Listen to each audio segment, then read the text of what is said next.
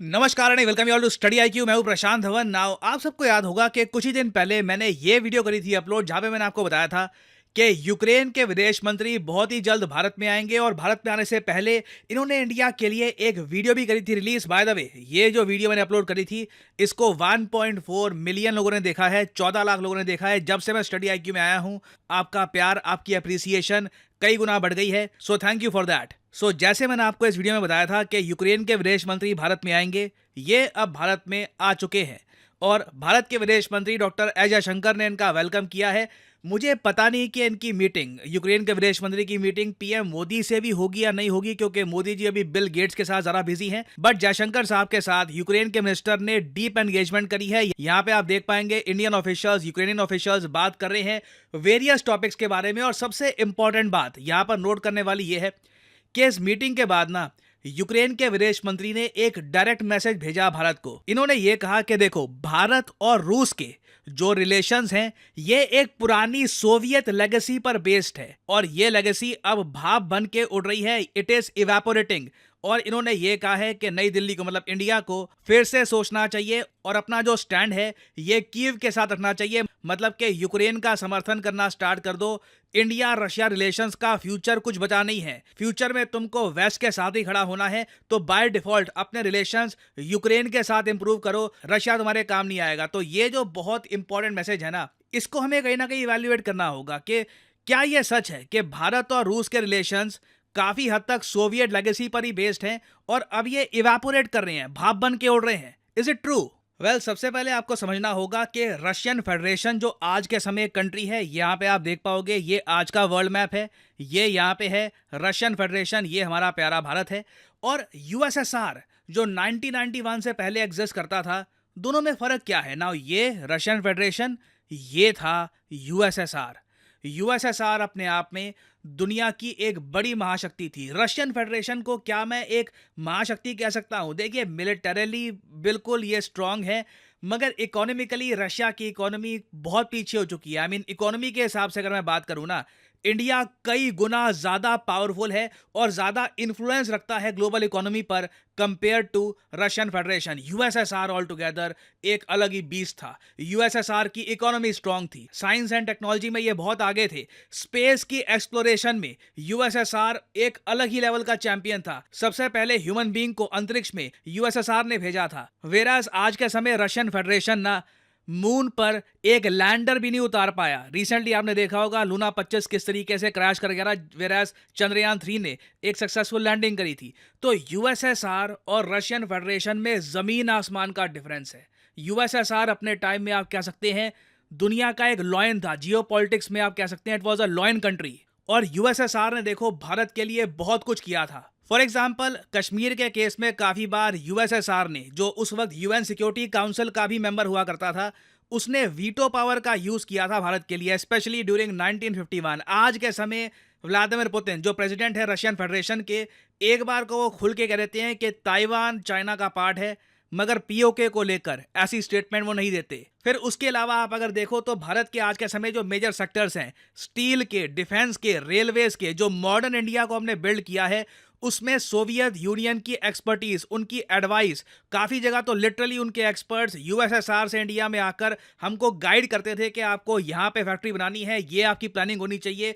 They helped us a lot to build the modern day India. और कई बार तो देखिए, जब भारत में अनाज की कमी होती थी ना 1970s में, तब यूएसएसआर ने कई बार हमको अनाज भी भेजा था। आज भी आपको पता होगा रशिया एक बहुत ही बड़ा एक्सपोर्टर है ग्रेन का, हालांकि सैंक्शन लगे हुए हैं वो इशू और है, मगर रशिया एक बहुत ही बड़ा एक्सपोर्टर है ग्रेन का। और ये सब बातें मैं इसलिए मेंशन कर रहा हूं क्योंकि ज्यादातर इंडिया में, मॉडर्न इंडिया में, जब हम यूएसएसआर के बारे में सोचते हैं तो सीधा माइंड में आता है 1971 वॉर, यूएसए हम पे अटैक करने वाला था, यूएसएसआर ने हमको बचा लिया और उसी वजह से हमने पाकिस्तान को हराकर बांग्लादेश को एक अलग कंट्री बना दिया।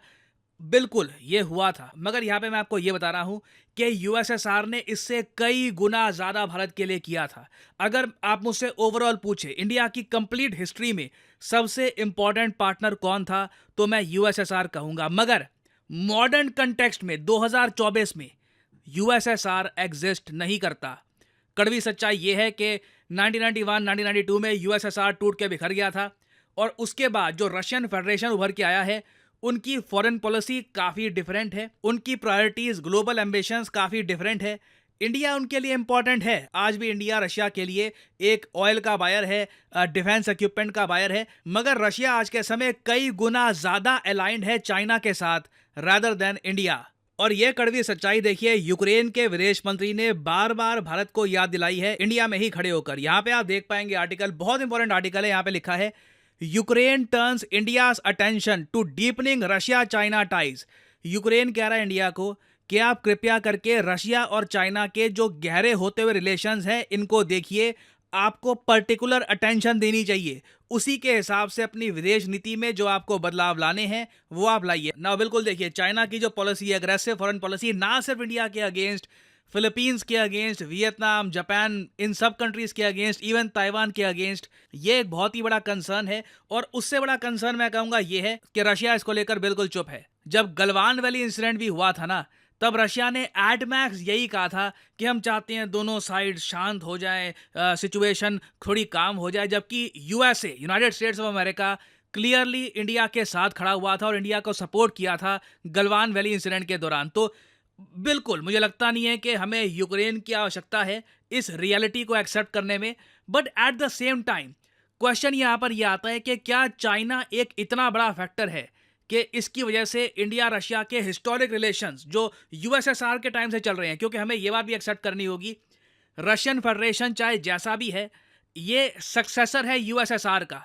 जो लोग यूएसएसआर संभालते थे उन्हीं के बच्चे आज के समय रशियन फेडरेशन संभाल रहे हैं। ऑल्दो वो लोग काफ़ी डिफरेंट है, उनके पास पावर काफ़ी कम है, इकोनॉमी काफ़ी कम है, बट ये इंडियन फॉरेन पॉलिसी का एक बहुत ही मुश्किल सवाल है कि रशिया के साथ जो हमारे रिलेशंस हैं इन्हें कैसे आगे बढ़ाएं।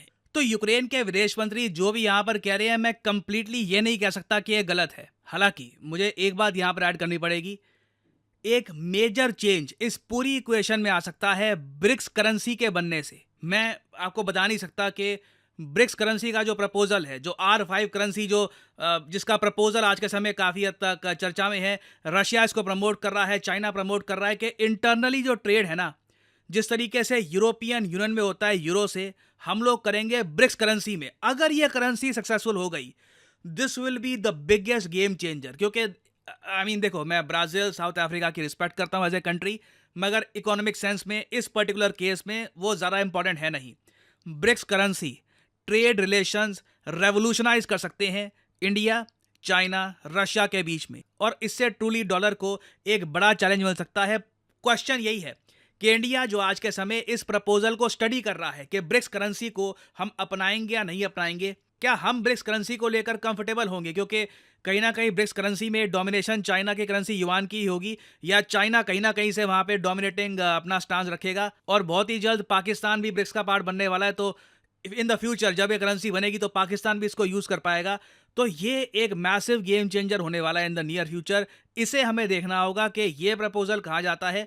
अगर ब्रिक्स करेंसी सक्सेसफुल हो जाती है तो बिल्कुल मैं यहाँ पर कहूँगा कि इंडिया, चाइना, रशिया रिलेशंस बहुत ज़्यादा स्ट्रांग हो जाएंगे। इन्हें स्ट्रांग होना ही होगा अगर इस करेंसी को इंपॉर्टेंस देनी है दुनिया भर में। तो the future will be very interesting. Ukraine के जो विदेश मंत्री हैं, ये बिल्कुल अपनी तरफ से ये बातें कहेंगे कि रशिया के साथ रिलेशंस रीवैल्यूएट करो, उनके साथ रिलेशन तुम्हारे ख़राब हो रहे हैं। यूक्रेन को ये सब कहना सूट भी करता है, बट मुझे लगता है कि इंडिया अभी टाइम देगा रशिया रिलेशंस को। हम इतनी जल्दी रशिया के साथ जो हमारे रिलेशंस हैं इन पर गिव अप नहीं करने वाले। और फाइनली यहाँ पे मैं आपसे क्वेश्चन पूछूंगा कि यूक्रेन के प्रेसिडेंट की जो ये स्टेटमेंट है कि सोवियत लेगेसी वाले जो रिलेशंस हैं इंडिया रशिया के, ये भाप बन के उड़ रहे हैं, इवेपोरेट कर रहे हैं, क्या आप इस स्टेटमेंट से एग्री करते हैं या डिसएग्री करते हैं?